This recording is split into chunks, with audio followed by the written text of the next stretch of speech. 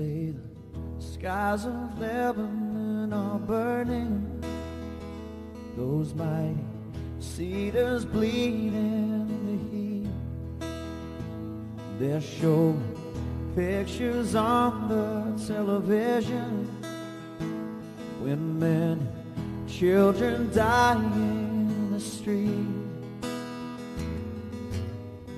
And we're still at it in our own place, still trying to reach the future through the past, still trying to carve tomorrow from a tombstone. But hey, don't listen to me, 'cause this wasn't meant to be no sad song. I've heard too much of them before. Right now I only wanna be here with you until the morning dew comes falling. Yeah. I wanna take you to the island, trace your footprints in the sand, and in the evening when the sun goes down, we'll make love to the sound of the ocean.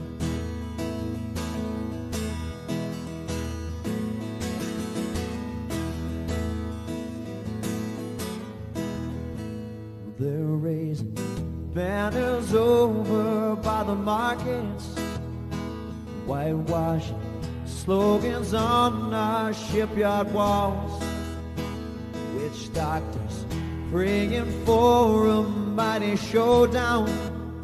There's no way our holy flag is gonna fall.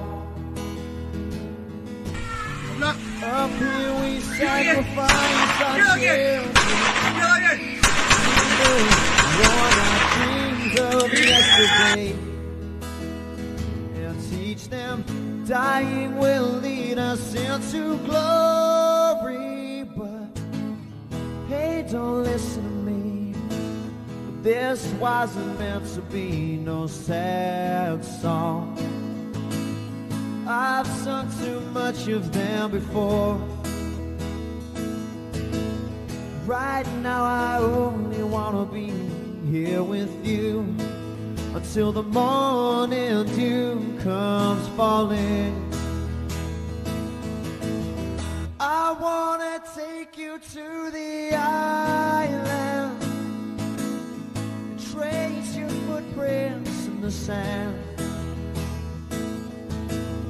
and in the evening when the sun goes down, we'll make love to the sound of the ocean.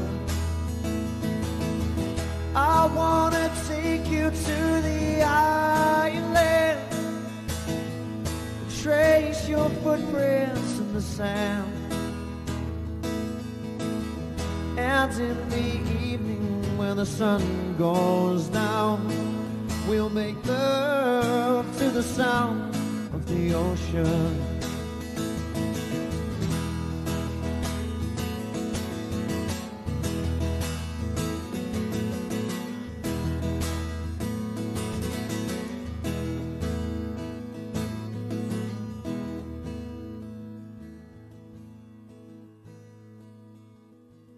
I wanna take you to the island, trace your footprints in the sand, and in the evening when there's no one around, we'll make love to the sound of the ocean. And in the evening when there's no one around, we'll make love to the sound of the ocean.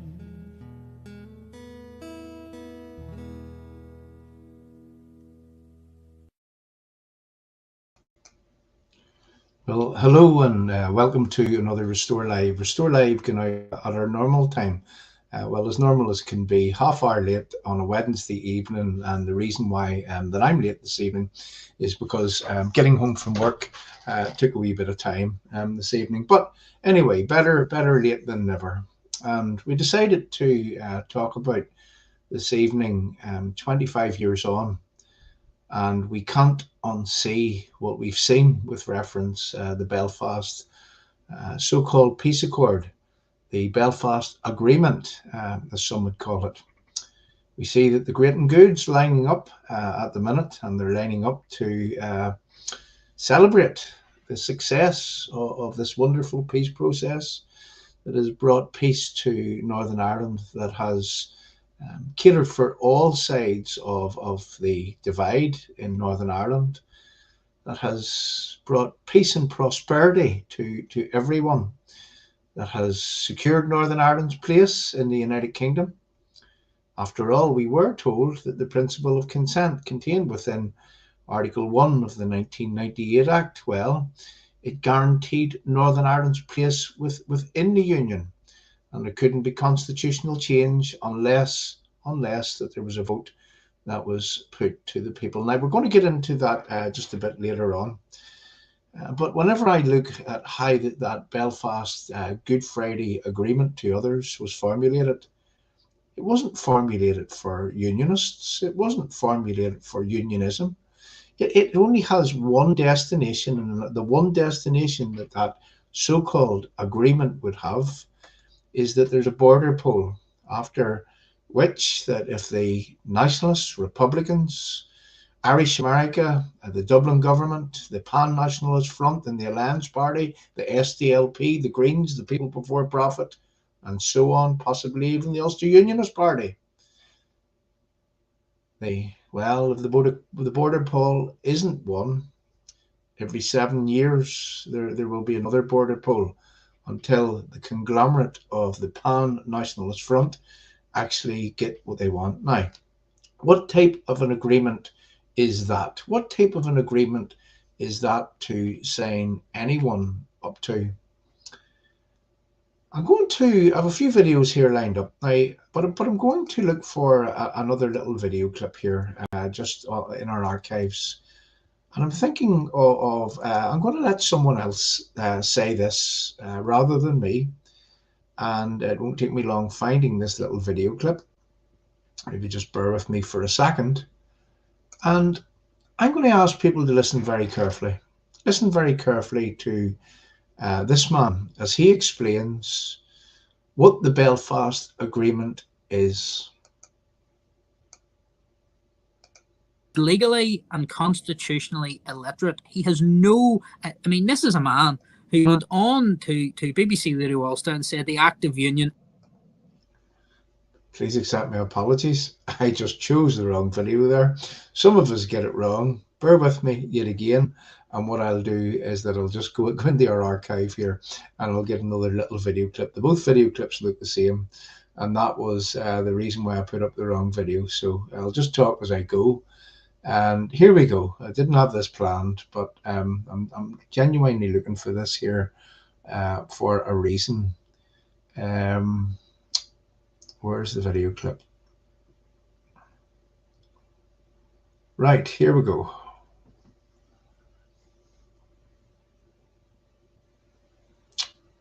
You gotta excuse me. I can't find the video clip. I seen it last evening. Bear with me. I'll just do it this way.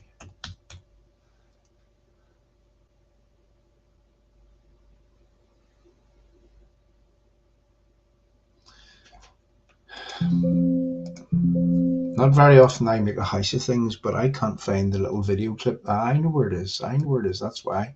Because I had it in a file for last night. Just bear with me. I know where it is now. That's why I couldn't find it. So here we go, people. I want you to listen to this. I want you to listen to Jamie Bryson as he explains how that it is that he now sees the Belfast Good Friday Agreement. Creates the rules of the game, and the rules of the game are this: Unionism defends and defends and defends until the other team score and the game's over. Unionism doesn't have a goal to shoot into. So the structure of the Belfast Agreement provides no mechanism to strengthen the union or to settle the question forever. So unionism has nothing to gain. So the problem is this, as you say, we've give and give and give, so we're behind in the game, and we need to come back. But to those of the game, there's no net for us to shoot into, because our allotted position is to simply defend the status quo. So the message is this, and it has to be this: if unionism generally wants to change, you cannot do it within the structures of the Belfast Agreement as they currently sit. And that doesn't matter if the protocol's fixed tomorrow. That doesn't still change that. So if you fix a protocol, and it's a long way off getting exactly what we need, but let's take it out of sight. Let's say the protocol goes in its entirety. There's still no basis to operate the Belfast Agreement, because it's a fundamental deception. It's a structure which is designed to incrementally ease Northern Ireland out of the Union. And Sir John Laws, former Court of Appeal judge in England, made a great point. He put this very succinctly. And he said, in relation to the Scotland referendum, why should any one part of the United Kingdom have the ability to dissolve the whole United Kingdom?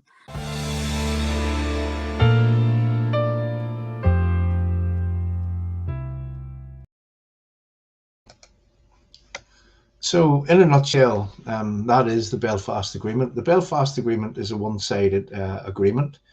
That unionists have no goal to score into.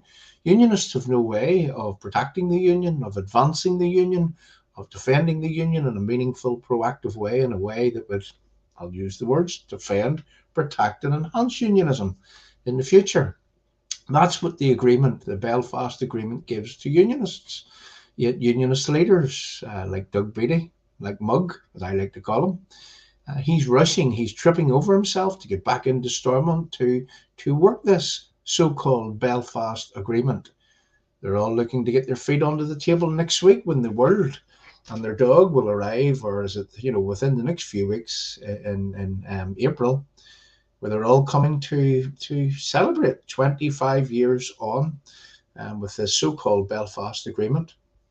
And yet it doesn't work for unionists. It's a one-sided agreement. Now, I want to try to explain why, and this is more or less a documentation of the Belfast Agreement seen from unionists' eyes, and how that it is that no unionist can actually support this. Even if we had read of the protocol, even if we had read of the Windsor framework that the protocol has now become, even if that we were returned back to no border in the Irish Sea at Larne, at Belfast and Warrenpoint, and all was good, we got our Brexit delivery vote, even if we got all of that, we still have a problem. And the problem is the Northern Ireland Act 1998, the Belfast Agreement itself. And the reason why that's a problem is that it is a Republican agreement. It isn't for unionists. It is designed to deliver upon what it was that Peter Brook would have said in November of 1990, that Britain has no selfish, strategic or economic interest in Northern Ireland. And I believe that the Belfast Agreement was drawn in such a way that it will culminate in the end of Northern Ireland's place within the United Kingdom. Now, we're nearly there. We are nearly there. And I, for one, will not be celebrating an agreement that seeks to remove me from my birthright, my British birthright as a Northern Ireland citizen, that seeks to remove me from my brothers and sisters in England, Scotland, and Wales. You've got to forgive me if I'm not celebrating the Belfast Good Friday appeasement. In the coming weeks, I'll be doing something else. Thank you very much. So just last year, in fact, for the last 2 years, we at Restore, what we did was that we went and we protested against the Belfast Agreement. So I'm going to play a little clip, and I hope you enjoy, of ourselves up at Stormont last year on Good Friday. And, well, listen to what we have to say and then we'll come back, we'll talk some more, we'll talk about the agreement, and we'll show some reasons why that Unionists have ended up in the position that they've ended up in. Enjoy the video clip, and I'll be back very shortly. In the Docklands in Canary Wharf, causing £500 million worth of damage. That was the point, that the IRA, they tactically caused the circumstances in where that an appeasement process would follow. That appeasement process, it has continued from that day in February of 1996 until today's date in April of 2022. Canary Wharf, Northern bank raids, gathering information in that house that was of use to terrorism, a murder in the markets, a murder in Short Strand, 2015. And don't let anybody tell you that the same people that occupy that house, that these people, these murderers, were not associated with them, because the reality was that they were. Who was arrested for those murders? Bobby Storey was arrested for those murders. Lately we learned from Mary Lou MacDonald at the Bobby Storey funeral that they were gathering to celebrate the life of their leader. We are told by way of the media that the IRA have gone away. We are told that Mary Lou MacDonald is the leader of Sinn Féin. So what was Bobby Storey the leader of whenever Mary Lou MacDonald had said, we are gathering here to celebrate the life of our leader? People, Bobby Storey was the leader of the IRA Army Council. Bobby Storey was a Sinn Féin member. Bobby Storey had access to that criminal gang headquarters up there behind us. And why? All because of this same Belfast Agreement, in where that it was drawn in that people would have to share power with these people no matter what the circumstances. Why has this charade continued? Why does it continue on?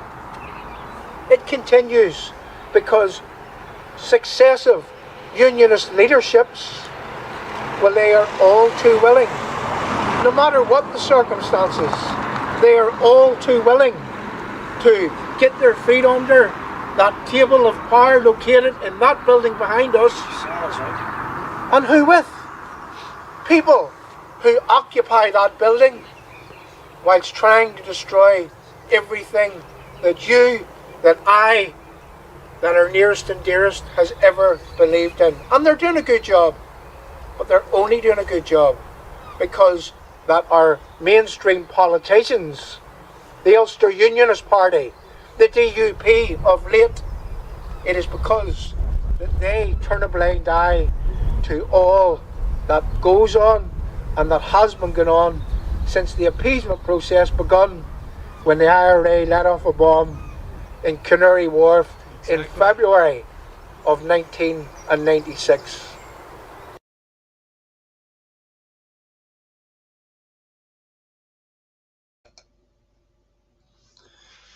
You know, 1 year on, 2 years on, we've done that for the last 2 years at Stormont. We aren't doing it this year. We were hoping that other Unionists would maybe take the lead. We were hoping that our political parties maybe would take the lead. We were hoping that mainstream unionism would maybe take the lead. We were hoping that the Orange Order would maybe take the lead this year, and we'd bring a protest to Stormont to protest against an appeasement process that, as I said, began in February of 1996 when the IRA let off a tactical bomb in the Docklands, sending a shiver down the spine of the financial markets, of the London government, of the Americans. And that's when the appeasement process, that's when it began in earnest. And it didn't matter what they done from that point. It didn't matter how they done it. They had to be part of a process that would, well, the Belfast Agreement, it was a disguise. It was built for appeasement, swindle and lies. The peace is a farce. The IRA guns are still there. And London was afraid of another Canary Wharf. London was afraid of another bomb scare, as the poem would actually go. Now, I think that it's fitting this evening that what we do for the people that will come to actually watch this in the future is that we play that poem. It was a poem that was written by a person who works in our background, a guy called Jim Werner. And it was a poem that Jim had written the outline of why that it is that we ended up in the position that we ended up in. And he pondered a few thoughts in that poem. Well, I had said to Jim, you've heard me saying this before, that there's no use shouting unless you have a solution, Jim, unless you have something to bring people together. So I wrote the end of the poem, and I'd like for people just to listen to the content of this poem, because believe me, it's the words ring true, and the words should ring true for every single unionist in Northern Ireland. Bear with me as I just look across our videos here for the poem. Here we go.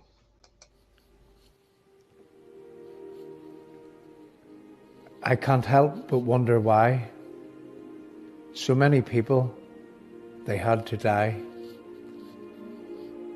for being British in our own land, murdered by cowards with their evil hand. The IRA crept back to their bed after leaving so many people dead. A soldier, a cop, a father, a son, a woman, a child, just anyone.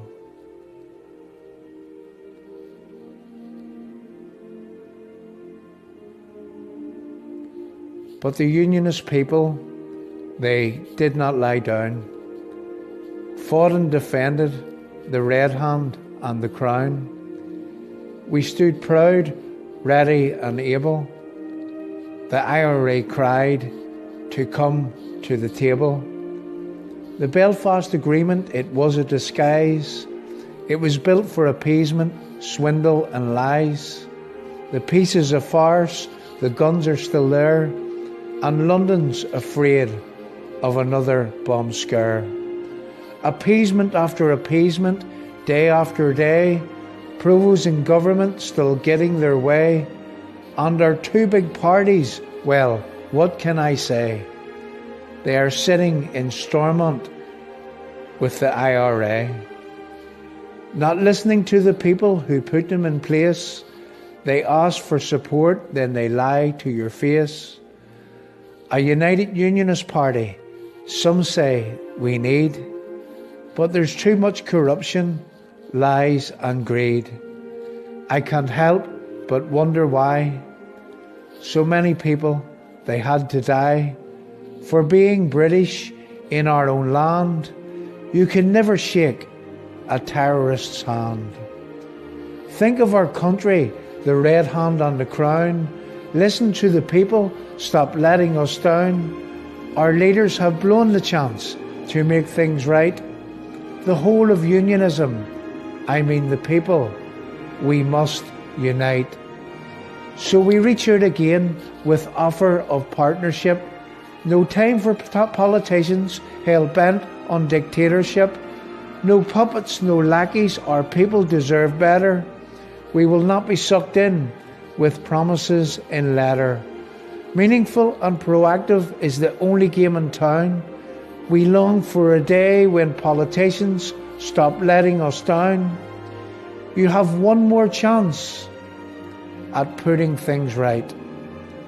But this time we demand that you stick to the fight. A roadmap must be drawn, agreed by everyone. No hierarchy, no pulling rank is exactly what must be done. An army of people must be put together with weapons of words, which will remain and abide forever.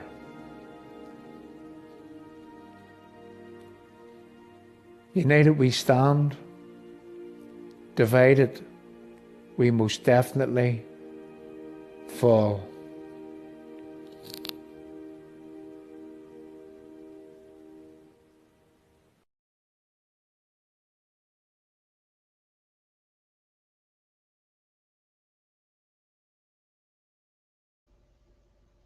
And for the Unionists that are on here watching, and from across the platforms, the numbers are quite healthy. I ask the question, are we divided?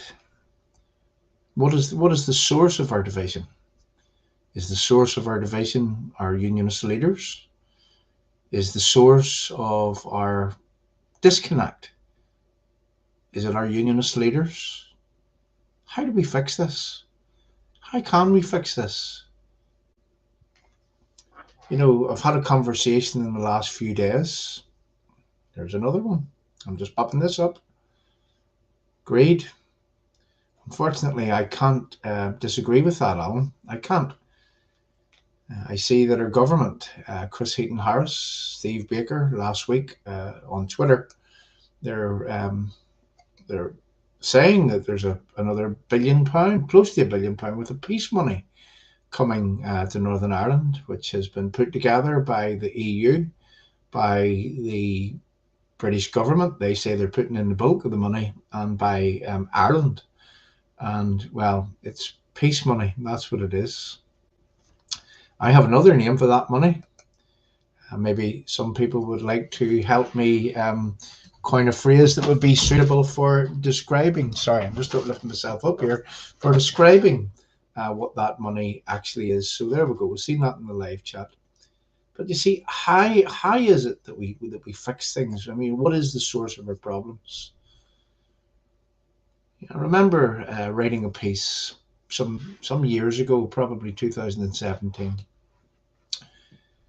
And the piece went like this: when you can't rely on your politicians to fight for your survival in a meaningful, proactive way, how then can you survive? I'll say that again. When you can't rely on your politicians to fight for your survival in a meaningful, proactive way, how then can you survive? And you know, those words are more true today than they were when I wrote those words in 2017, just after the Brexit process. And that was before that we understood the depths that our own Conservative government would go in order to ensure that the people of Northern Ireland didn't have their democracy, didn't have the same democracy as people in England, Scotland and Wales. Now, we knew that they were Remainers at that time, but we didn't know just how treacherous that the Conservative and so-called Unionist Party would actually be. So I say that again. When you can't rely on your politicians to fight for your survival in a meaningful, proactive way, how then can you survive? Now, I know that on Twitter there's quite a few nationalists, Republican trolls that follow Restore UK. And, you know, they'll come off with their cheap jabs and their pokes and so on. But the reality is that they are lost and gone a long time ago. Ireland is an EU vassal. Micheál Martin, what was it that he said? That he wants nothing to do with the backward idea of sovereignty. Leo Varadkar, Simon Coveney, who now are in the driving seat yet again. Well, they are worse than what Micheál Martin was. So Ireland is lost and gone a long time ago. At least Unionists are actually still here. Popping this up from Frank Barron. Our exit, 100%, Frank, 100%. I believe that I maybe got you wrong last week, Frank. I think you believe in the same things that we do. that you don't like globalization, that you don't like the uncontrolled, uncontrollable, unquantifiable, unidentifiable immigration that is filling your land. Immigration can be good for a country, but only if the immigration that comes in is monitored, is vetted, and contributes to the country in a way that they pay their taxes and they contribute to the fabric of society. But not in the way that Ireland's doing it right now, not in the way that the United Kingdom government are doing it right now, not in the way that the Western world governments are doing it right now, in where that they're causing the circumstances and where the already overburdened services, well, they become ever more overburdened, which has the effect that the people that are here, well, they don't get looked after. And that's a fact. And your media, they won't even talk about it. But unionists here in Northern Ireland, we have a huge gripe. And the huge gripe is this, is that our unionist politicians who are voted into place to serve and protect us, to stand up for us, to fight for our survival in a meaningful, proactive way, we put them in place to do that, but they're not doing it. They're not doing it. And they continuously turn a blind eye and they continuously want to compromise when we have nothing left to compromise on. Now, this is about the Belfast Agreement, 25 years on, and we can't unsee what we've already seen. But our unionist politicians seem to be able to unsee what they've already seen, to unhear what they've already heard. To a child right now, the Belfast Agreement is a fudge, is a swindle. The Belfast Agreement, it is a disguise, as it said in that poem. It was built for appeasement, swindle, and lies. Now, I want to go to another little video clip. And this video clip is, it needs to be played, and it needs to be played for a reason. And I want to do this here so that we can chart the course of how was the Belfast Agreement constructed? Was it a fair document? Did the Ulster Unionist Party do the right thing? Was it actually constructed outside the door, behind the door, under the table, in the corner, in another room? You remember all those words? That's for the older folk that would know that what happened in and around the time of the Belfast Agreement. Let's play this little video clip, and then I'll go, and I need to look for another little video clip, believe it or not, but I'll start off by playing this, and once this is playing, I'll go look for the other video clip that I need. But here we go. At the most, maybe 300 active IRA men. That was John Crawley. John Crawley was a mastermind in the IRA. I want to share my screen in a way that you understand exactly who John Crawley was. Crawley was handpicked by IRA commander Martin McGuinness, who had eventually become Northern Ireland's Deputy First Minister, to set up an international gun-running network. Crawley would be captured on the high seas with £250,000 worth of weapons in a ship's hold en route to Ireland. Later, he'd plot a devastating attack on England's national grid and receive 35 years in maximum security prisons. Released under the Good Friday Agreement, he eventually gave up the gun. Remember what he said? He said that there was a maximum of 300 IRA operatives, and we emphasise that point for a reason. Now we want to go to a document from the House of Commons, and it's entitled The Administrative Scheme for On the Run's Northern Ireland Affairs. Now, I'm going to draw your attention to something which is written here. By the end of the scheme, a total of 228 names were put forward from Sinn Féin, the Prison Service, and the Irish government. At the most, maybe 300 active IRA men. So 300 operative IRA men and 228 people were on a list handed over by Sinn Féin, the Prison Service, and the Irish government, and they were given de facto amnesties. Now, in the research that we were doing with reference what it is that we have uncovered here, We note that there were several people who were dissident within the IRA killing machine. So 300 operatives, 228 de facto amnesties granted. Did everyone who picked up the gun or the bomb for and on behalf of the IRA killing machine, were they all granted amnesties by Tony Blair's government?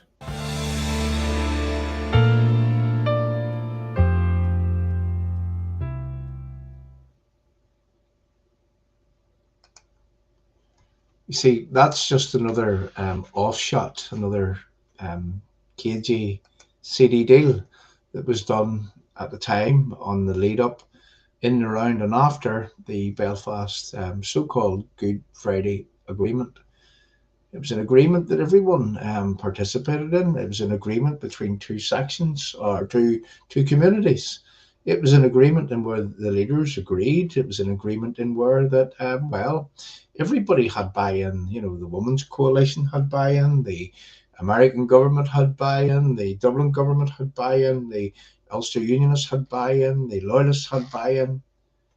But no one knew about what you just seen there, is that behind the closed doors, in the back rooms, under the table, is what they were calling them, under the table deals, in the corner deals, well, these deals were being done, and the agreement actually wasn't an agreement. The agreement had further dealings beyond the actual agreement. And that's why that we can stand here today, and that's why that below my name here you can see that the Belfast Agreement is a fraud. The Belfast Agreement was a fraud. The Belfast Agreement always will be a fraud. So again, I'm going to present another little video clip, and I hope that this goes the right way, because this one, again, wasn't planned. But if you just bear with me, we've got a huge archive here, and I believe that this is the video clip that I'm actually looking for. So here we go.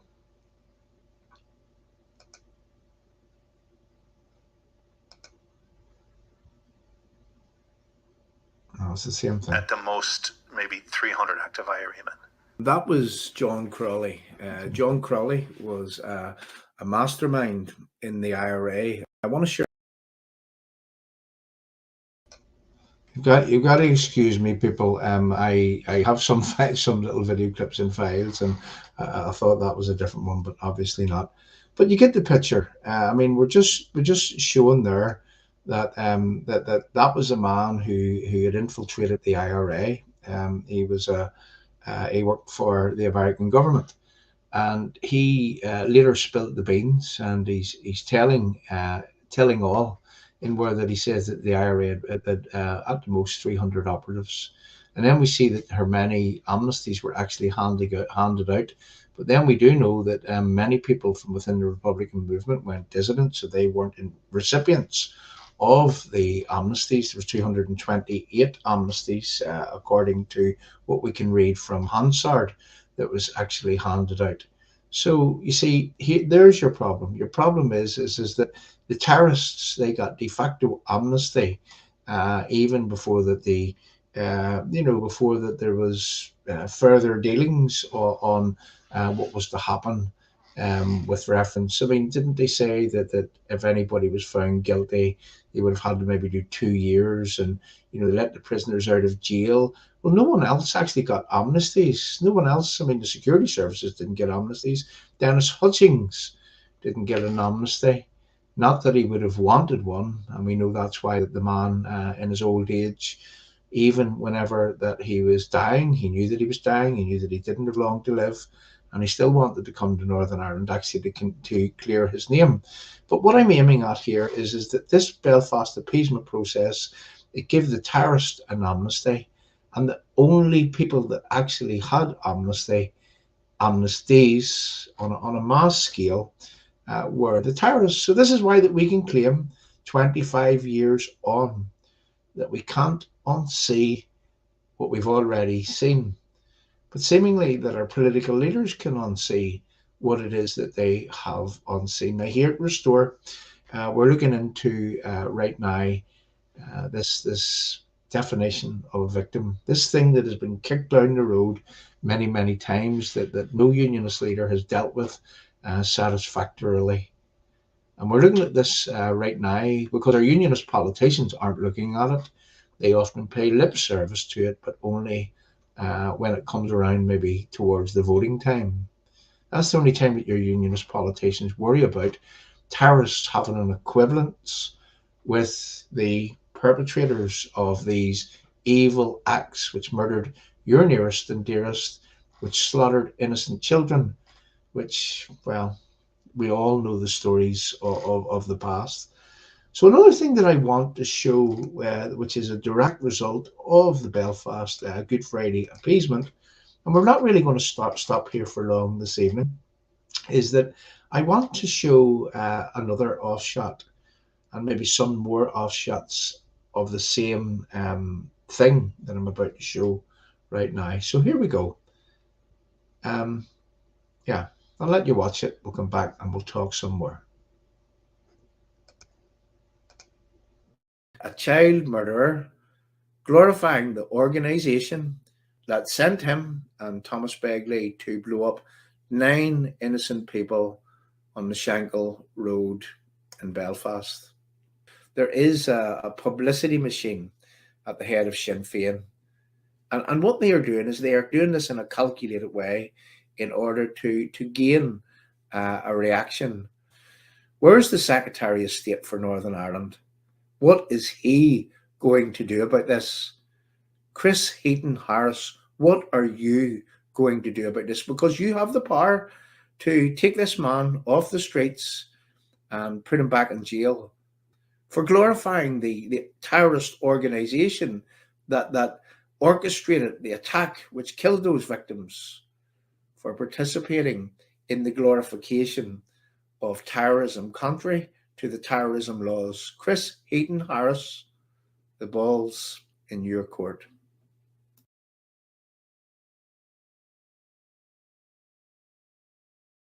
A child murder.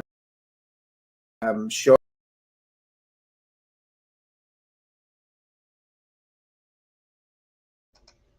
So you see that why that people would get annoyed.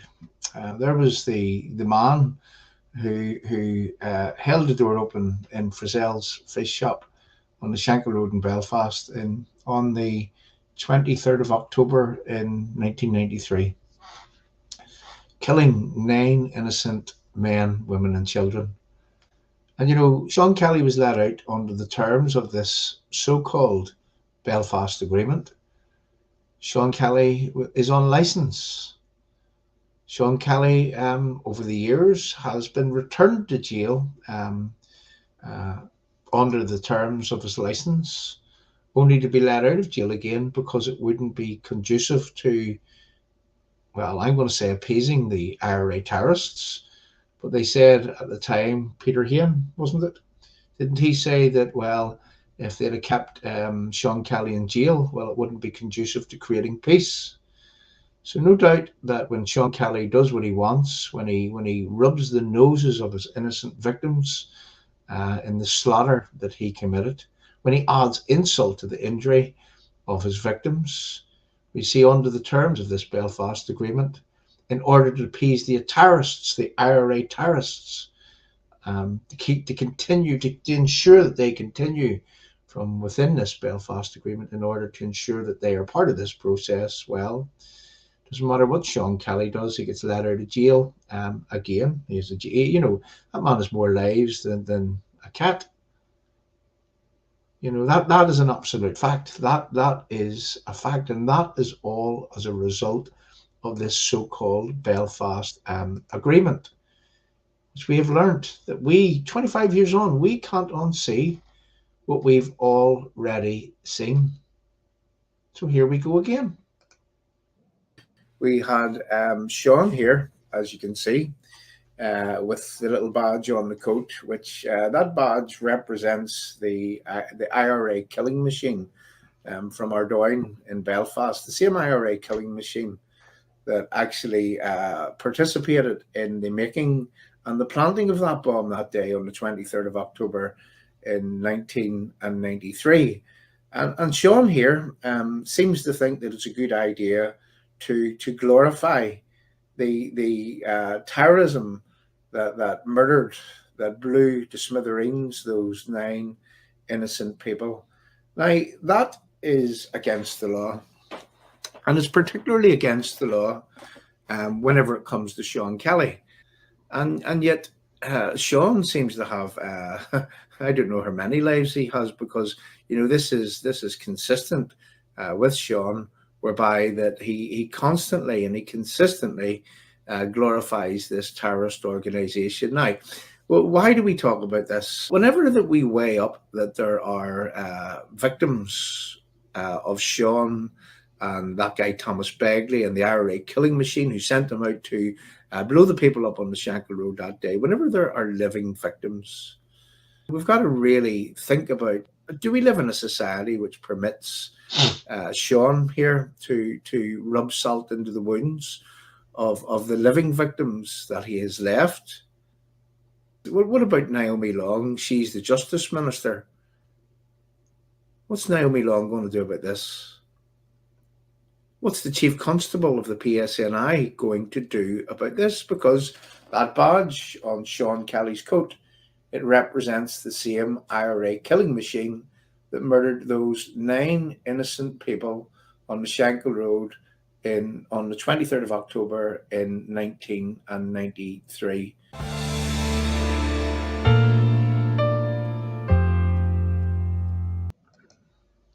So you see, that's what we're up against, people. That's what we're up against. You call this channel Restore UK. We started Restore UK because the UK has been broken up as a result of well, again, let's play another video clip. And again, this was something that I wasn't going to play. Try to understand why that it is that unionists are being made second-class citizens. Try to understand the mechanism which is delivering unionism to be second-class citizens 25 years on. And unionism can't unsee what we've already seen as delivered by this so-called Belfast Agreement. Why does Restore UK exist? It exists because that we are separated from our brothers and sisters in England, Scotland and Wales. And we are separated from our brothers and sisters in England, Scotland and Wales in order that London doesn't upset the IRA terrorists. Watch how they threatened. Watch how they threatened. If there was a border to be placed between Northern Ireland and the Irish Republic, where the border actually is, watch how they threatened to the point whereby that unionism had their democracy removed. When is enough ever going to be enough for our leaders? What that border is going to look like. It would involve customs posts, it would involve people in uniform, and it may involve the need, for example, for cameras, physical infrastructure, possibly police presence or an army presence to back it up. The problem with that in the context of Irish politics and history is those things become targets. Exactly. If they attempt to put a recognisable border on the island of Ireland, I guarantee, in fact, I know that arrangements are already being made. There'll be violence again. Now, checks on the border would, I think, allow some people who are a small minority but who still want to carry on violence, would allow them the opportunity to attack border posts or border guards. The UK government says that it won't put up a border even if there isn't a deal. So the EU will insist on a border. We have to make sure that the interests of the European Union and of the internal market will be preserved. It'll be a hard border. They will put up checkpoints. They will eventually have to put police to protect customs officers. The police will need the protection of the British Army, and we're back to square one. It would be my judgment that if there was a hard Brexit and a border with physical structure, I would be very sure that the dissidents would be violently against it. Even violence could return if that border is put into place in some way. There is a fear, and I'd have to say that fear has grown more and more over the last few years. I mean, we know there's dissident activity. We know they've been recruiting. All of us built the Good Friday Agreement and a peace process that's now very robust. But Brexit threatens to sunder all of that. We do not want a guarded border. Keep history in mind. There is still women and men that are willing and capable of carrying out active armed resistance against the British state. We have the dissidents on our group who feed off these spectaculars, and there is no doubt that they will attack any type of installation along that border. In fact, I know that arrangements are already being made. There'll be violence again. So you see, that's why Unionists ended up with the border, because that all and sundry were threatening that there would be violence again here in Northern Ireland. The violence wasn't being threatened by Unionists. The violence wasn't being threatened by Loyalists.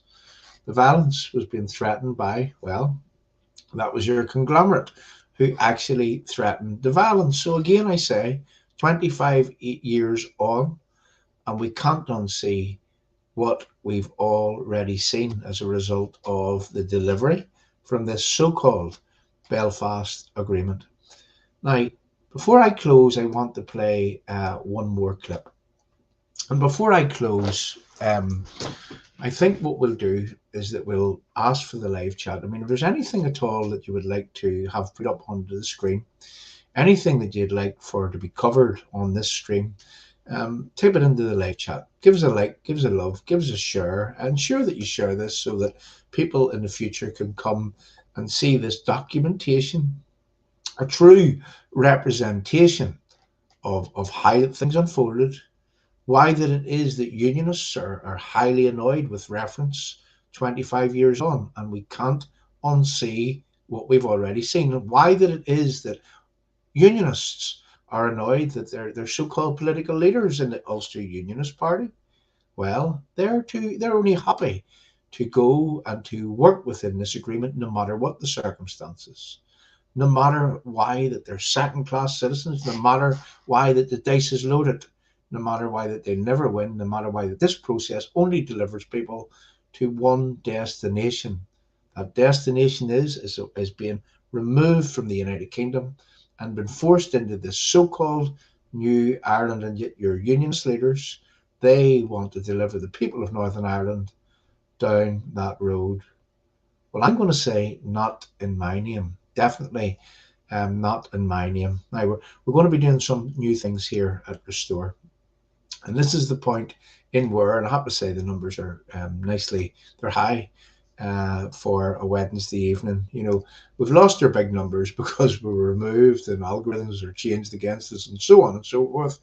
But we do okay. We get good viewing figures overall. Not everybody is on the live stream right now, but overall, by the time we cut the clips and we do whatever it is that we have to do with them and pass them out in the way that we pass them out, we do actually get our message across, and that's what matters. That's what matters.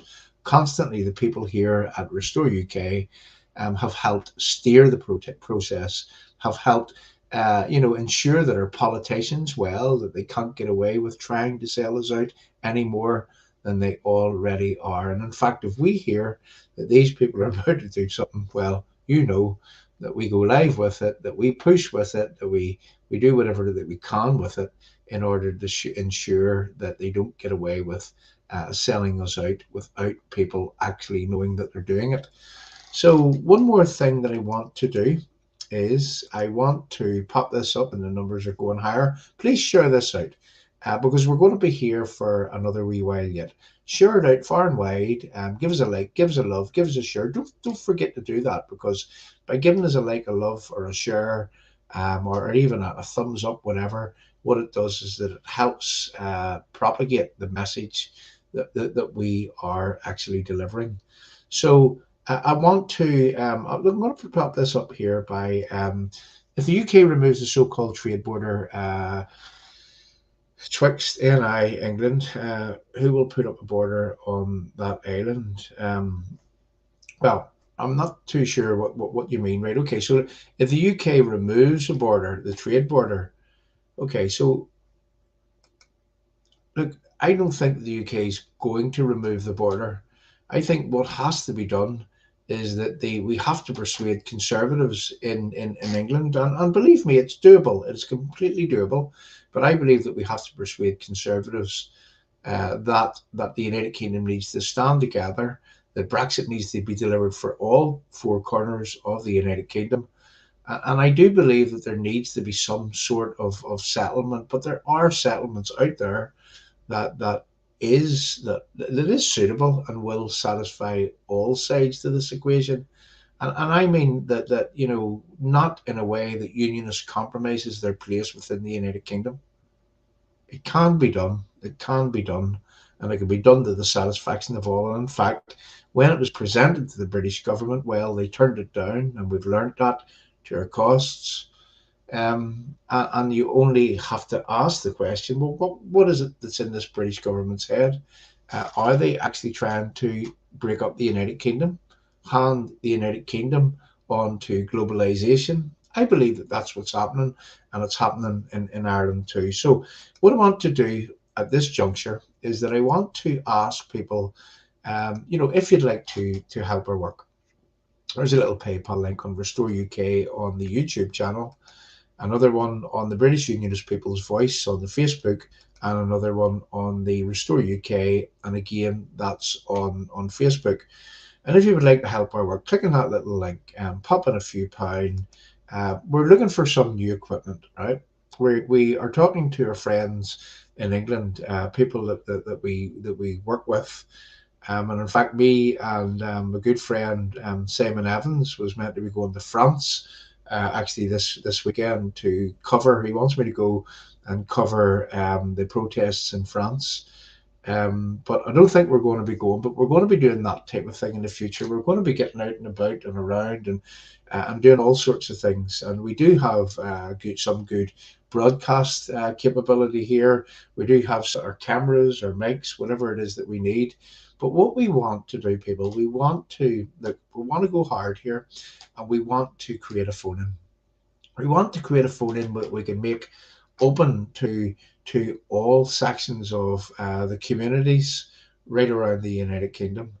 And we want to maybe amalgamate that phone-in at points. Maybe we could make like a Monday evening or whatever, where it's UK wide or UK and Ireland wide, and then we do another phone-in where it is just for the people of Northern Ireland.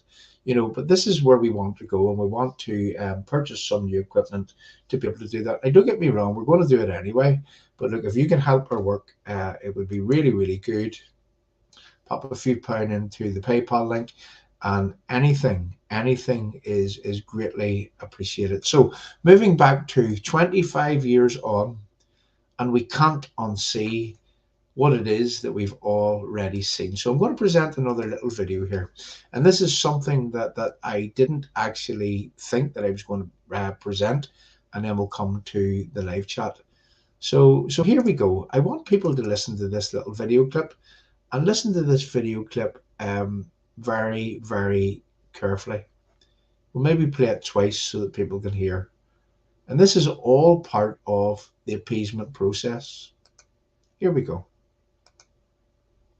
What you're going to hear in this video is the exact reason why we as people in Northern Ireland find ourselves being haved off from the rest of the United Kingdom. Now, this is the exact reason. Listen, and listen very carefully. That if the protocol bill becomes law and the protocol is overwritten, and they would not serve in the executive. Conor Murphy was incredibly clear of that at the British Irish Association conference in Pembroke College in September. So Conor Murphy was very, very clear to the British government that Sinn Féin won't serve in the executive if the protocol is overwritten. What's the protocol? What is the protocol doing to the people of Northern Ireland? What is the protocol doing to the United Kingdom? And here we have, once again, the appeasement process, the appeasement of terrorists, the appeasement of those that would threaten the so-called Northern Ireland peace process. And these people are saying that they won't be part of the Northern Ireland executive if the protocol is rewritten. But yet it is the protocol which is causing the problems to unionism here in Northern Ireland. Why would any unionist put up with such a thing?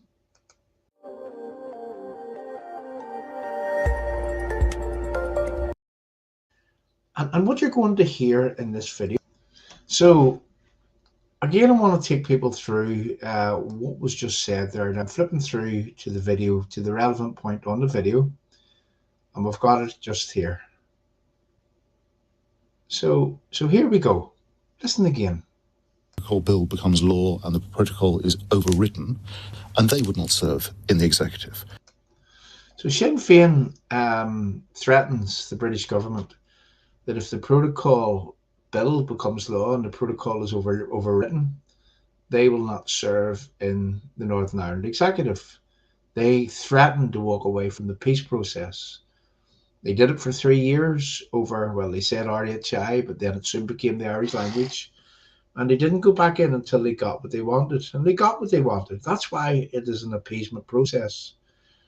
New Decade, New Deal. The only thing that has been delivered from New Decade, New Deal is an Irish language commissioner. Now, I know that there was an Ulster Scots commissioner, which was coupled with a British-Irish commissioner, or a British-Irish commissioner, I think they called it, or a British Ulster commissioner. I should know that. We submitted the paper that probably got that. But I know that they used as a fig leaf the Ulster Scots and the British the Ulster British Commissioner. But people, the only thing that was delivered from New Decade, New Deal was an Irish Language Commissioner, which in effect is an Irish Language Act. So Sinn Féin keep the government down for 3 years and they get what they want. And here we have them with reference to protocol, doing exactly the same thing again, threatening the British government that if the protocol is rewritten, that they were going to walk away from Stormont. Can you see why that it is that unionists can't unsee what it is that we've already seen? Can you see why that no self-respecting unionist would ever work within such a process? Can anyone blame unionists for being the way that they are? Listen, we'll play that again and then we'll move on and we'll go to the live chat. That if the protocol bill becomes law and the protocol is overwritten, and they would not serve in the executive. Conor Murphy was incredibly clear at that at the British Irish Association conference in Pembroke College in September. So Conor Murphy was very, very clear to the British government that Sinn Féin won't serve in the executive if the protocol is overwritten. What's the protocol? So looking here at the bottom, the threat was delivered by IRA convicted bomber Conor Murphy, MLA, that if the protocol is overwritten, Sinn Féin was going to walk away from the Northern Ireland Assembly. That is the exact reason. That is the exact reason why the unionists find themselves yet again with the Windsor framework being separated from England, Scotland and Wales. That's why unionists can't get a good deal here in Northern Ireland with reference to the Brexit shenanigans.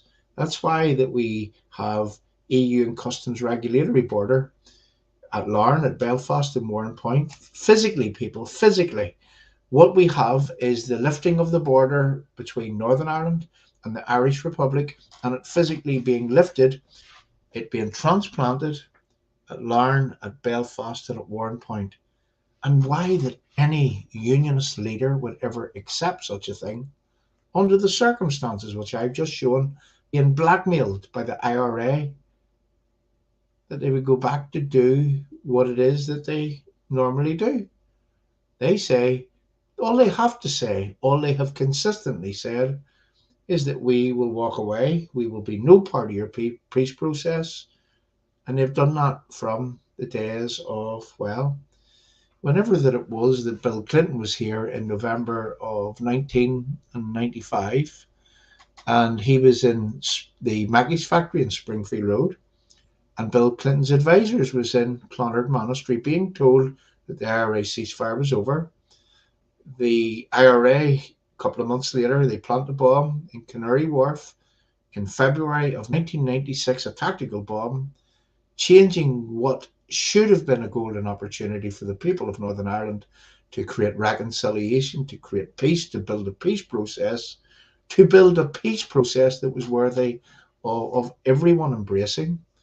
But the IRA decided in 1996 to turn that peace process into an appeasement process. And from that day to this, to that very statement that I just showed you there, that if the British government alter the constitutional changing protocol, which is upsetting Unionists, if they alter it, that's what he said, if they alter it, Sinn Féin were walking away from the peace process.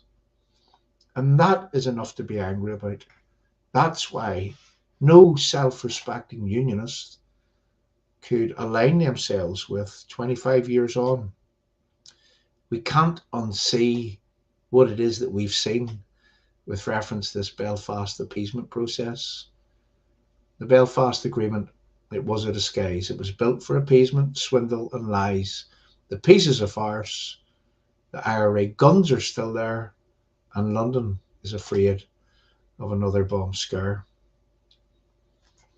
Let's have a wee look at the live chat before that it is that we come to a close. But I wanted to document, you see that, I wanted to document, and we'll go back and we'll cut it up and we'll make like a little documentary of it, just a little presentation of what the Belfast Agreement actually is. You know, we're being told that it's this wonderful agreement which has created peace, the possibility of reconciliation, that caters for all communities, when in effect, what you've just seen is the truth about the so-called Belfast Agreement, which when you look at it objectively, it is the Belfast appeasement of IRA terrorism. No other words could describe that agreement in a better way. So back to Ernest Nelson here. I believe that they will use the NI to rejoin the EU. Ernest, that's something that myself and others happen to believe. You know, and there's two ways that this could go, and I'm going to say that Republicans get greedy, the EU get greedy, the Dublin government get greedy. So that's the only thing that could change that from happening, and what you just say there.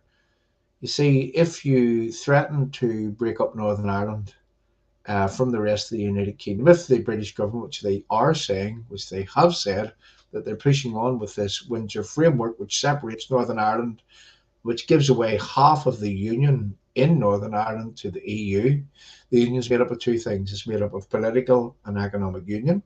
And the government are literally like slicing the union down the middle and giving half of that cake away to the EU, and they're temporarily keeping the other half of the cake. The half of the cake the British government keeps is the political union. The half of the cake that the EU gets is economic union.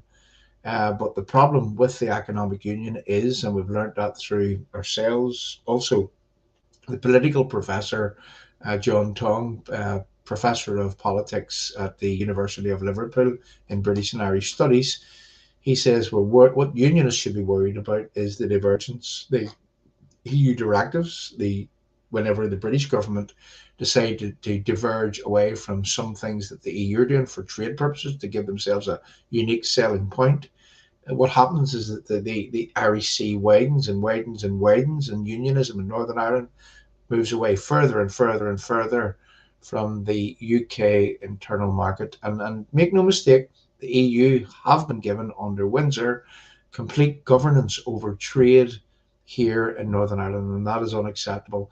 That is most especially unacceptable whenever that it was done by the threat of violence. And I hope that what we did is that we have laid that out conclusively here this evening. So yes, Ernest, that we believe that they would use NI to rejoin the EU. And why do I say this, what you're saying, is that the next step on this process is that this Yusuf Hamza, whatever they call him, I hope I pronounced that right, up in Scotland, SNP, they now start demanding the same as what Northern Ireland is getting under the Windsor Framework. The Drakeford fella in Wales, he starts demanding the same, and the British government don't have a leg to stand on. So when they're being pressed from all corners of the United Kingdom to get the same as Northern Ireland, then they may present the case, and this is what you're just saying here, in that, well, it's probably best that everybody's in so that we don't break up the United Kingdom. Game, set, and match. Brex, stop. Not Breno, not Brexit in name only. Not Brexit, Brit exit from the European Union. Not that, but Brex, stop. Ernest, you could be onto something there, and I've just explained what is a possible strategy which is being put together and which is being railroaded into place by the British government. Now, a lot of unionists right now would grab onto that strategy, would grab on to everybody being back into the EU. So what was the point in Brexit in the first place? What was the point of trying to get away from the EU dictatorial Ponzi scheme, only to be back in the EU, only to be, well, be a rule taker, to be an EU vassal, to be handing our money to these people, in where they send that money back to NGOs, non-governmental organisations, and you'll find that the non-governmental organisations that are getting funded by the EU are here to destabilise the society in which we live. So there we go. That is a possible outcome of it. Or, as I say, the EU have formed for being greedy, and they may not accept everybody back in again. What they may do is they may force the breakup of the United Kingdom. Now that is also another very, very possible outcome of what it is that we're watching unfold before our very eyes. So yeah, that was Ernest. So here we go. From Colin Legg. Why, John, was goods going to the south, not transport from Liverpool? You see, Colin, that would be an easy solution. And that was a guy from Scotland that actually said that to us, Peter Morris. Well, why not send the goods through? There's ports that are already there, like Holyhead, Liverpool, straight to Dublin. Don't come to Northern Ireland. They're in the EU. And, and all goods then going to Northern Ireland get actually sent to Northern Ireland via Liverpool to Belfast.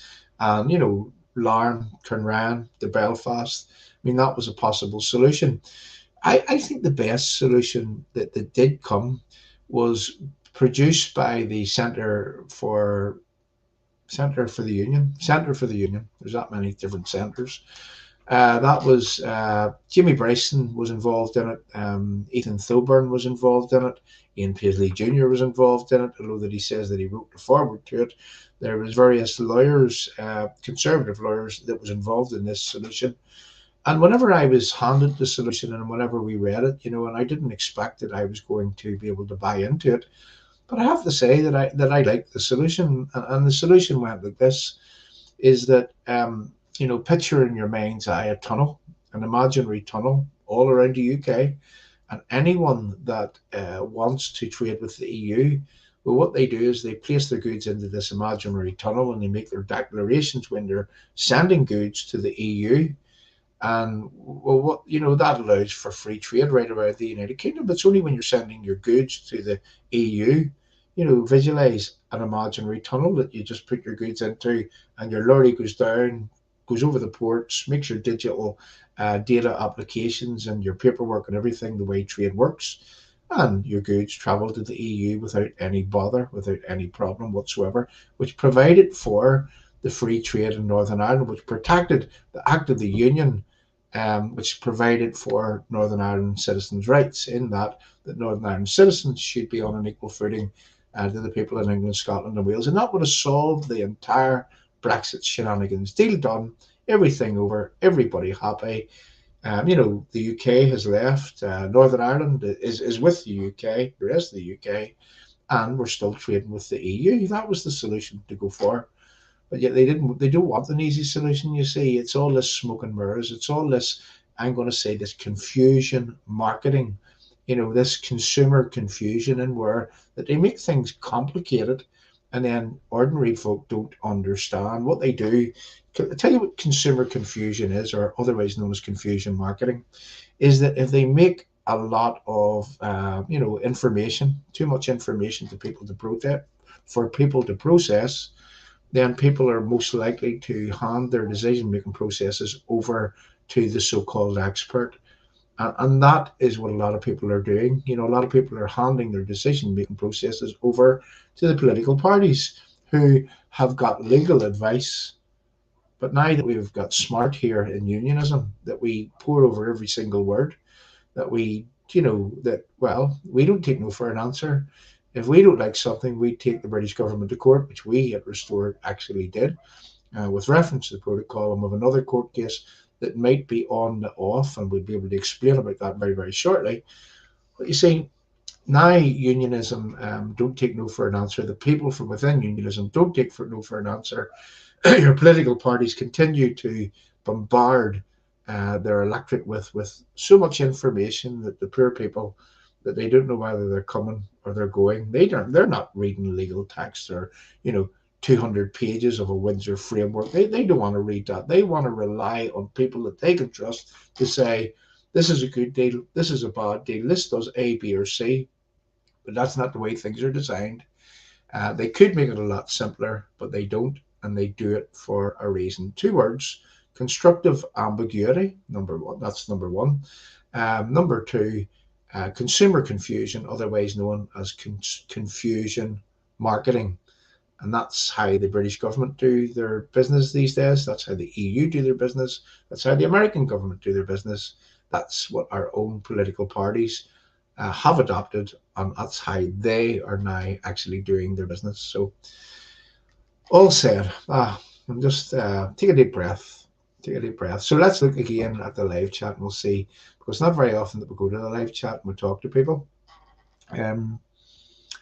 So here we go. A border between us and the rest of the UK. I'm just going to pop this up by Billy King.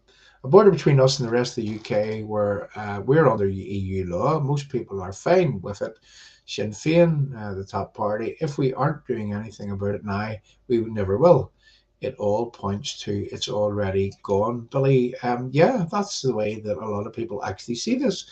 Now, then it comes down to people like ourselves, and I know we're not just the ones. I mean, there's other people that are like us, that, well, you give up, you give in, or you give it all you've got. I mean, there are other options in terms of, we're checking things out right now with constitutional lawyers, and we have a way, we think, of going again, let's just say, and maybe having some success in the courts. So we're going to do that. Another thing that we can do, and I believe, right, let's lay this out there, Billy, right? Okay, so taking into consideration what you just said there, it all points to it's already gone. So I'm going to drop that down for a second, and let me explain something. You see, nothing's ever over. Nothing's ever over. There's always a way. There's always a way. Even I've learned in my life that it may look as if all is lost, but then you find a way of doing something, and all is not lost. You can come back. You can snatch. What does it say? You can snatch victory from the jaws of defeat. You can replace defeat with a victory, and it only takes you to persist in doing what you're doing. And that's how I was brought up. That's how I always believe in doing things, is that you continue on. Now, there is legal ways in which that we can do this. There's other ways in which we can do this. It's all not over right now. That we do know that, say, for example, that our political leaders are minded to give up the only leverage that we have for breaking Windsor, which was the protocol. And I believe that the Belfast Agreement, that is their precious item. That's their precious agreement. And I've always said, threaten that, and these people will listen. Threaten it, and they will listen. Not a wishy-washy threat, a walk-away threat, and never be part of that again type threat. And that's what we need our unionist leaders to be able to do, because then they will listen. They will listen. And I'm talking about globalisation, because that is their precious Belfast Agreement. They've all bought into it. They all laud this as a success. Whenever that we've shown that 25 years on, we can't unsee what we've already seen with reference to this Belfast appeasement process. But our unionist leaders need to be bold. They need to stand tall. They need to say, if this isn't a level playing field, we will not forsake the democracy of our own people. We will not forsake our place from within the United Kingdom. We will not stand idly by and permit Northern Ireland to be separated from the rest of the United Kingdom when we were part of the winning vote in a democratic referendum. We didn't get the same democracy as England, Scotland and Wales. This is how your leaders need to be talking. And what we need to do is, we can't change Jeffrey Donaldson's mind. Jeffrey Donaldson's a globalist. We've said that many, many times over, and I can show you proof. In fact, we'll do a screen not in the not too distant future where we'll lay out even more that we now know about Jeffrey with references global affairs. But Jeffrey Donaldson is minded to go back into Stormont again after he gets over these council elections. Now, we can't change Jeffrey Donaldson's mind. There's no way in this world that you will change his mind, because his own career path, his place in the world stage, Jeffrey Donaldson, what he gets as reward for what he does means more to him than unionism means, than Northern Ireland's place within the United Kingdom means. Jeffrey is working for the so-called national interest, and yet the so-called national interest isn't working for the United Kingdom. It's working for globalisation. So we can't change Jeffrey Donaldson's mind. We can't change the people that he has convinced around him. Or can we? Maybe we can. Maybe we can. But we have to start somewhere. And I'll tell you where we all start. We start by winning the hearts and minds of grassroots DUP, of grassroots electorate voters here in Northern Ireland. And we need to present in a way that, well, not a lot of people believes in the same things that Jeffrey believes in. And for without the support of the unionist people here in Northern Ireland, well, the DUP are incapable of moving. They're incapable of giving anything. And we need to have the DUP in the position whereby that they won't move, because they know the consequences that will come as a result of shafting the Northern Ireland electorate whenever the Northern Ireland electorate trusted them to serve and protect them. And I mean, that is a way in which that we can change things. So all is not lost. We know where the DUP are going. We know that they're going back into Stormont. We know that they're giving up the only leverage that we have. But we need to work hard to win the hearts and minds of the lower echelons going upward into that party. And we need to put them in the position where they know that they can't move without the support of the people of Northern Ireland. So that's down to us. That is really down to us. In fact, we are working at that right now, and there's a lot of people in the background that is working very, very hard at that. And we'll continue to work with that. We will use our democratic right to stand up for ourselves. We will use our citizens' rights, our British rights, our UK unionism rights to insist that we will not be second-class citizens, that we will not accept this 25 years on. And we will, we can't unsee what we've already seen with reference to the Belfast appeasement process.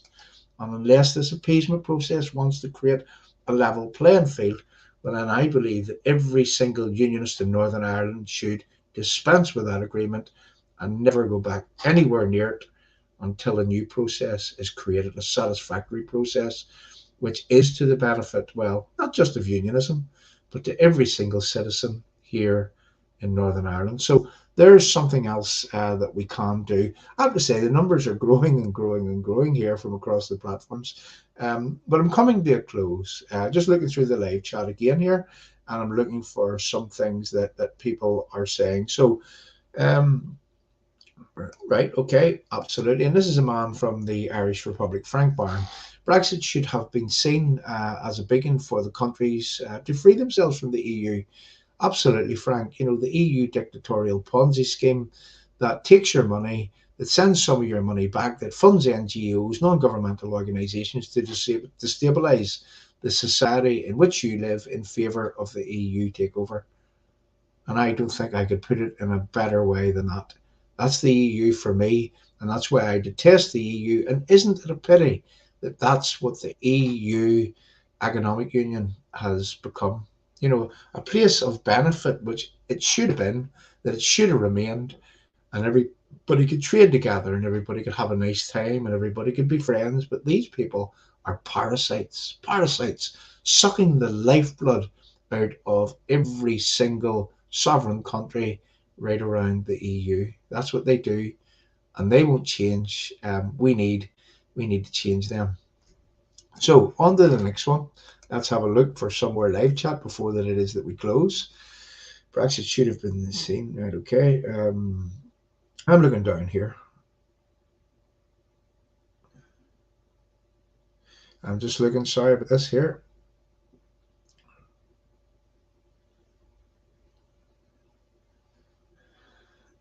It's hard for me to understand some of those there. So here we go. Well, thanks very much, Billy. Billy, you always have to be hopeful. You always look, it's not over. It's never over. It's never going to be over. You know, we need to remain positive mental attitude. That's what we all need to have. And look, I make no apologies for being that way. We have to fight on. Look, there is a way. There is a way.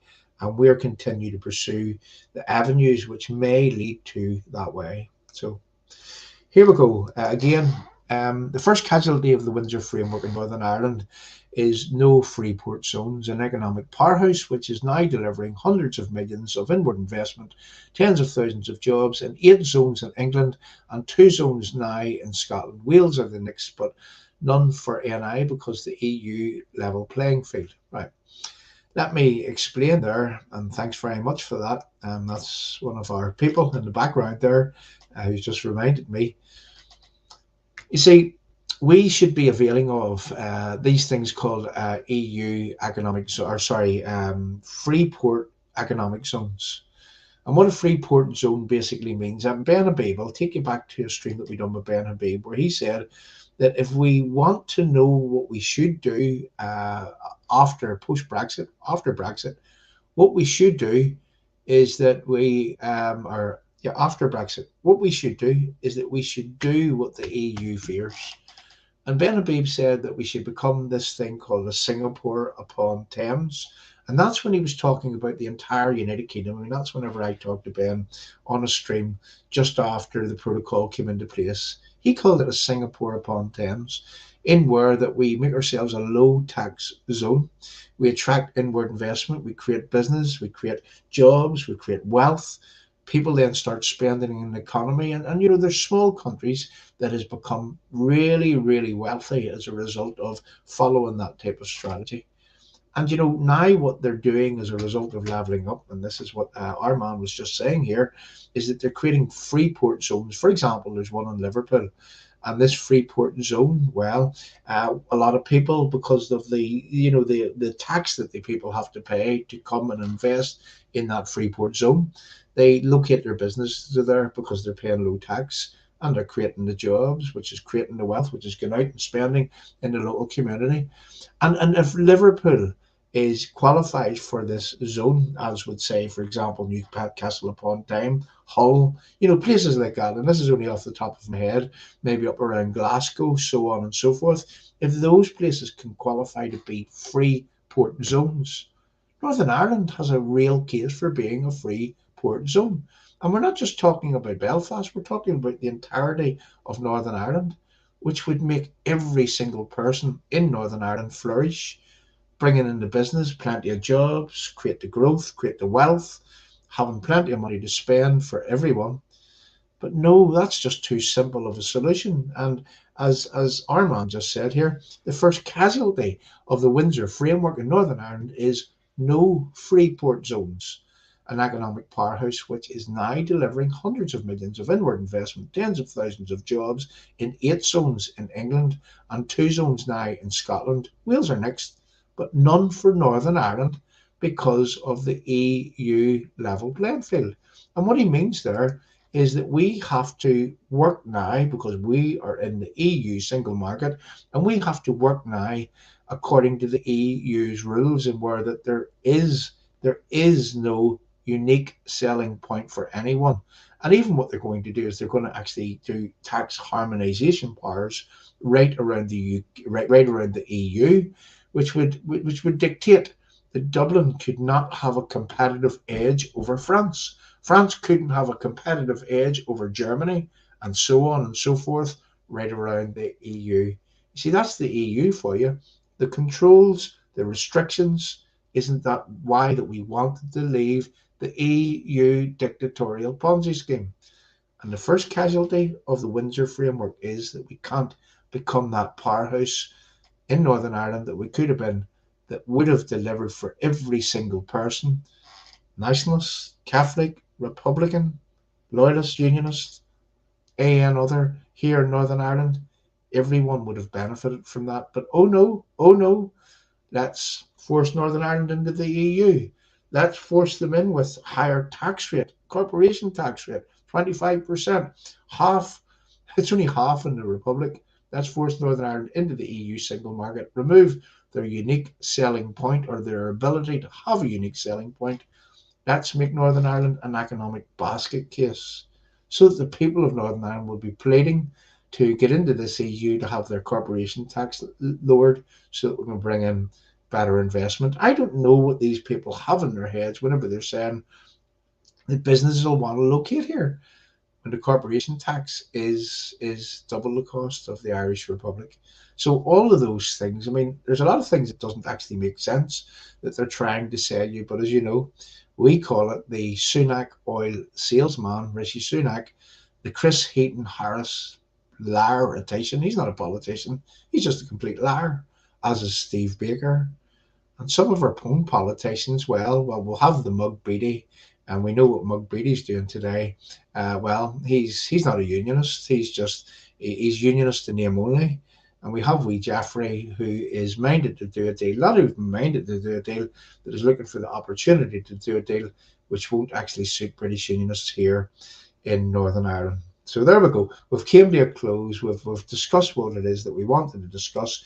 I think we'll have outlined the Belfast Agreement 25 years on, and we can't unsee what we've already seen. No unionist can unsee what the Belfast appeasement process has delivered for Republicans, and what the Belfast appeasement process has restricted in terms of unionism, to the point whereby that unionism in Northern Ireland has lost half of their union because of the threat, because of the appeasement to IRA terrorists.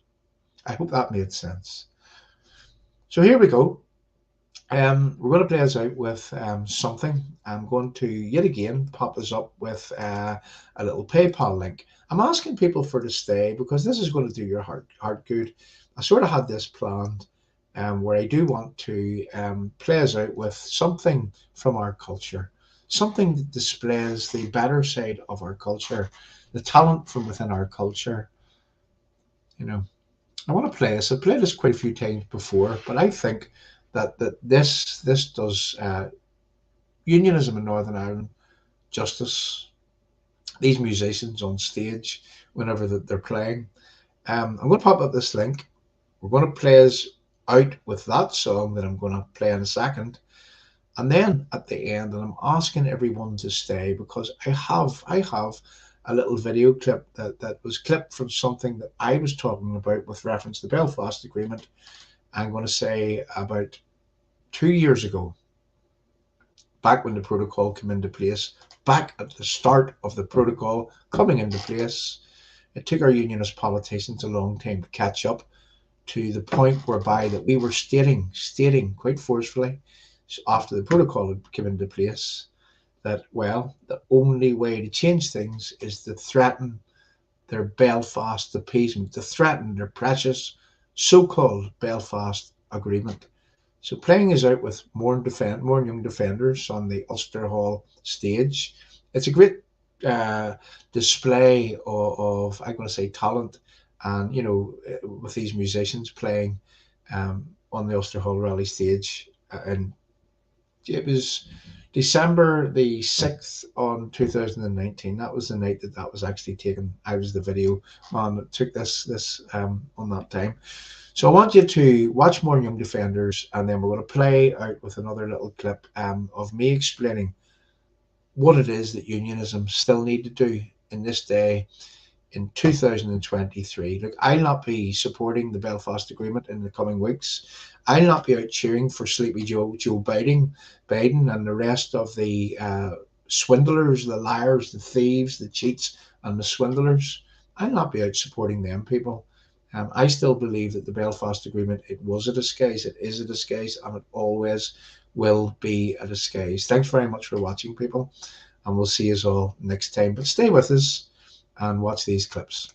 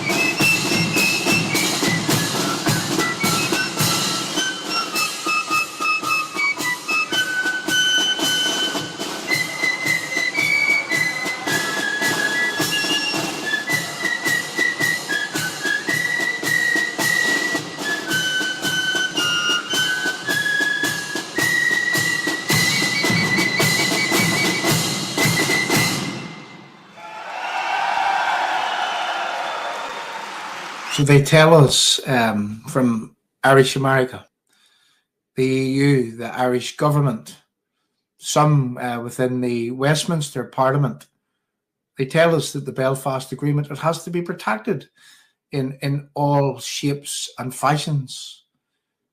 It's of paramount importance that that agreement must be protected. So therefore, people, that is their Achilles heel. That is the thing that we need to threaten. That is the thing that we need to take down. We need to destroy their precious agreement, because without Unionist support, that agreement is over. Are we asking to return back to the bad old days? Absolutely not. Absolutely not. You see, you can be against an appeasement process and you can be still for peace. That Belfast appeasement has been working for the IRA terrorists in where that in 1994, late 1994, there was talks with the British government. And those talks would have went on for a while, in fact, over a 4-year period. But in 1996, the IRA let off a bomb in the Docklands in Canary Wharf, causing £500 million worth of damage. And that was the IRA tactically seeking to create what we now know to be an appeasement process. And ever since that point going forward, whether it be bombs in the Docklands, Canary Wharf, whether it be Northern Bank raids, whether it be gathering information that is useful to terrorists, whether that was killing people in 2015, one in the markets and one in Short Strand, and don't let anybody tell you that that was not the IRA conglomerate linked to Gerry Adams' Sinn Féin group, because it was. You know, whether it was that, whether it was the guns being out on the streets in 2019 and again in 2020, one for Mr. Rooney, Lower Falls, D Company of the IRA, with their guns shooting over a coffin. And where's Simon Hoare shouting about those things? You see, it didn't matter. It constantly didn't matter. And they were only a few things that I just mentioned there. It didn't matter what the IRA done, when they done it, how they done it. It didn't matter if they murdered people. It didn't matter if they blew places up. It did not matter if they even, just quite lately, where they make rules in Stormont and they don't abide by those rules, where they get a British state funeral, all because to ensure that you don't threaten those who would come out onto the streets in violence again. And that's exactly what has happened from the inception of the talks about talks, going through to the Belfast Agreement, running right through to today's date. That Belfast Agreement and every single thing that flows from it, it doesn't work for British Unionists here in Northern Ireland. And you know, all the protocol rallies in the world, all the standing on stages in the world will not get the same results as threatening and pulling down and insisting that you're not going back anywhere near that Belfast Agreement until that there's a level playing field, until that we have our rights reinstated here in Northern Ireland, and we can continue on building reconciliation with the ordinary decent people of Northern Ireland from that day going forward. But until that day, stability can never occur in this country, because, you know, when you enhance one at the expense of another, well, you see, you get resentment, and no process that is ever produced real reconciliation has ever been built in such a way. So you see, there's the Belfast Agreement. There's what needs to be done with the Belfast Agreement. You know, we need to be very, very serious about how that it is that we protest from here on in. We need to protest against their precious agreement. And I'm talking to British Unionists here.